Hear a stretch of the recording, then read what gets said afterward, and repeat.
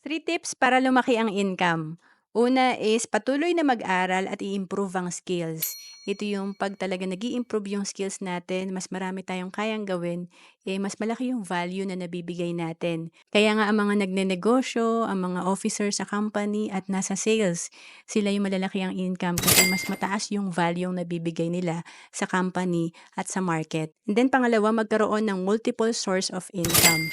Ito yung pwede tayong magnegosyo kasi alam mo sa cash flow quadrant ni Robert Kiyosaki, importante mapunta rin tayo sa quadrant 3. Ito yung pagiging negosyante natin or entrepreneur.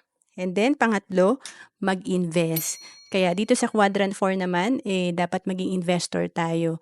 Pwede tayo mag-invest sa stocks, sa mutual fund, sa mga investment vehicle na makakapagbigay sa atin ng additional income or passive income.